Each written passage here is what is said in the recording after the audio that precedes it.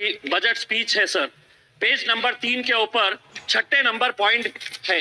EPS 95 क्या अर्थ है? 78 लाख जो पेंशनर्स है, 1000, 1500, 2000, आपने भी यह मुद्दा उठाया है कई मर्तबा, उन्हें एक बार फिर मायूस किया गया है।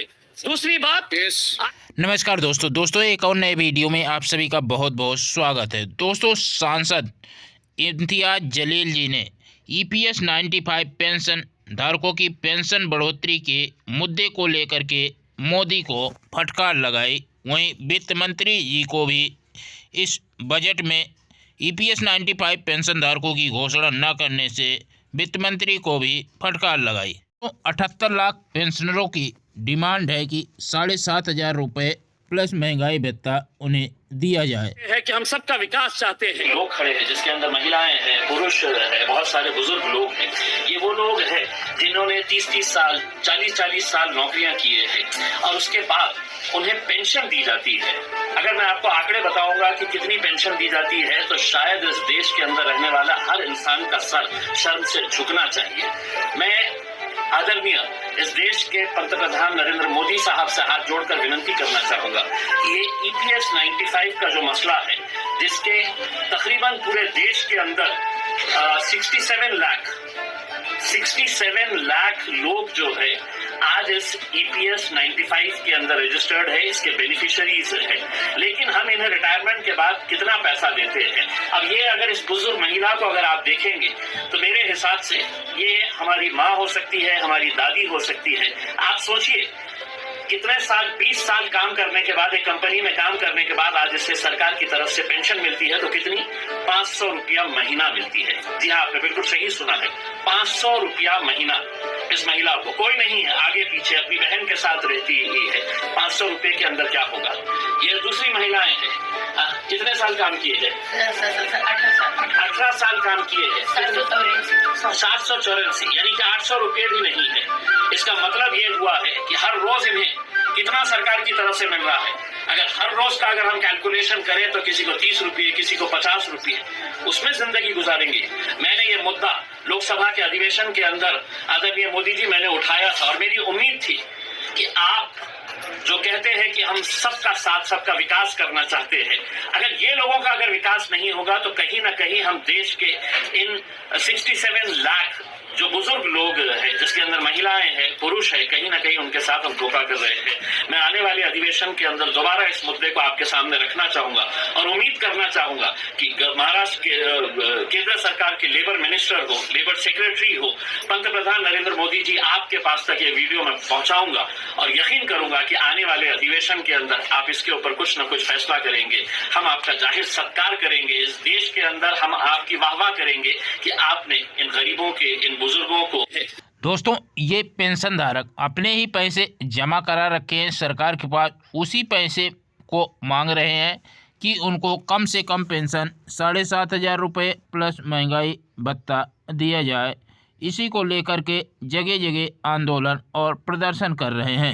बजट स्पीच है सर। पेज नंबर 3 के ऊपर 6 नंबर पॉइंट है।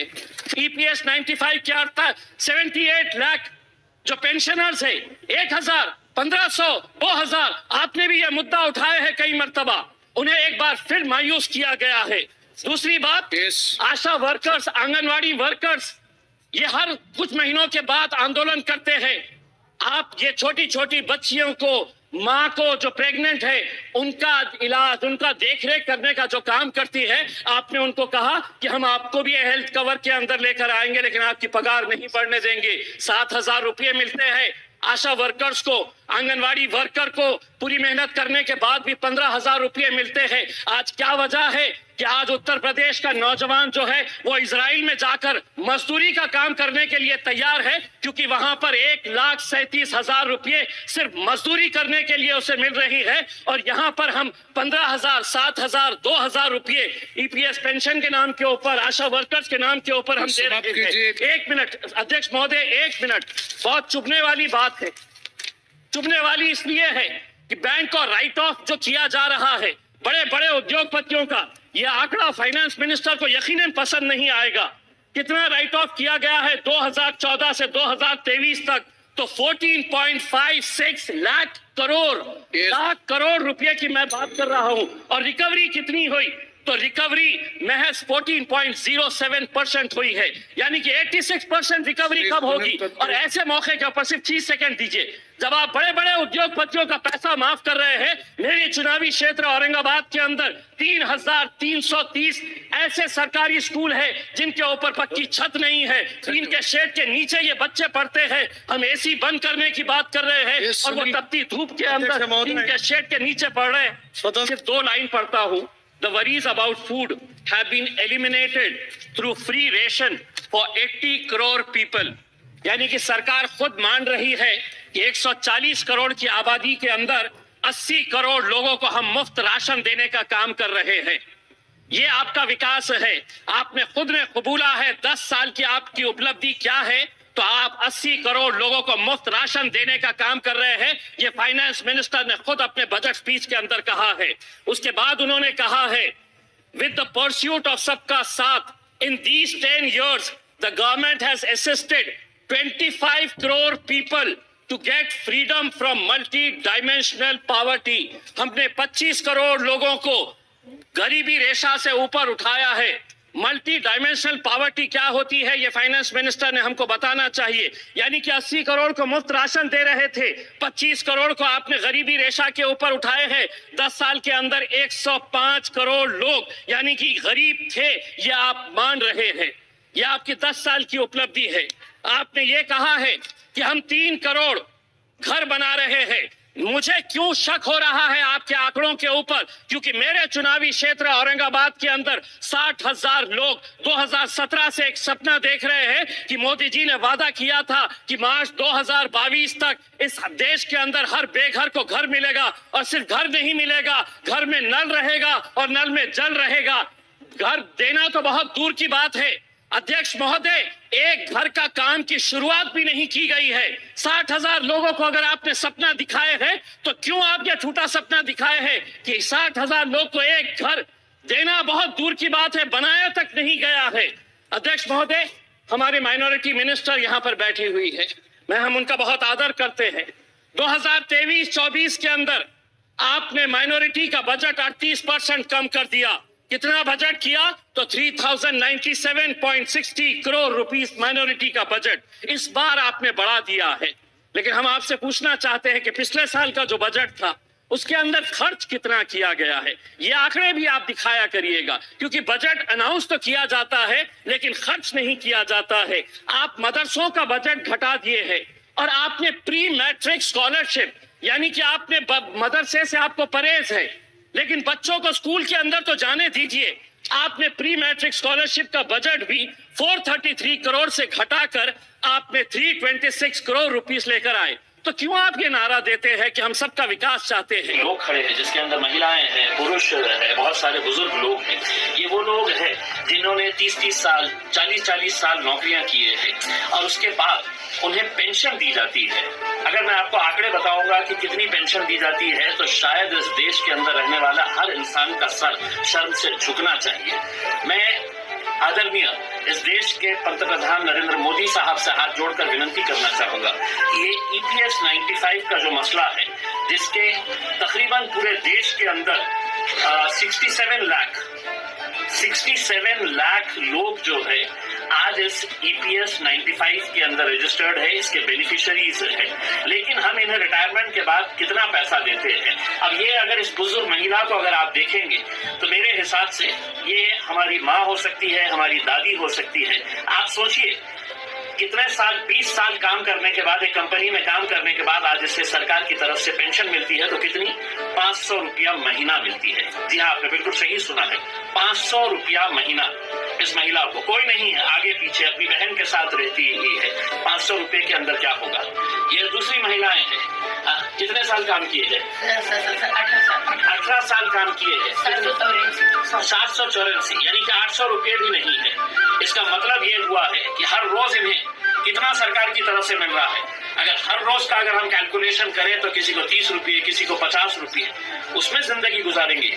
मैंने ये मुद्दा लोकसभा के अधिवेशन के अंदर आदरणीय मोदी जी मैंने उठाया था और मेरी उम्मीद थी कि आप जो कहते हैं कि हम सबका साथ सबका विकास करना चाहते हैं, अगर ये लोगों का अगर विकास नहीं होगा तो कहीं ना कहीं हम देश के इन 67 लाख जो बुजुर्ग लोग हैं, जिसके अंदर महिलाएं हैं, पुरुष है, कहीं ना कहीं उनके साथ हम धोखा कर रहे हैं। मैं आने वाले अधिवेशन के अंदर दोबारा इस मुद्दे को आपके सामने रखना चाहूंगा और उम्मीद करना चाहूंगा कि महाराष्ट्र के केंद्र सरकार के लेबर मिनिस्टर हो, लेबर सेक्रेटरी हो, पंतप्रधान नरेंद्र मोदी जी, आपके पास तक ये वीडियो मैं पहुंचाऊंगा और यकीन करूंगा कि आने वाले अधिवेशन के अंदर आप इसके ऊपर कुछ न कुछ फैसला करेंगे।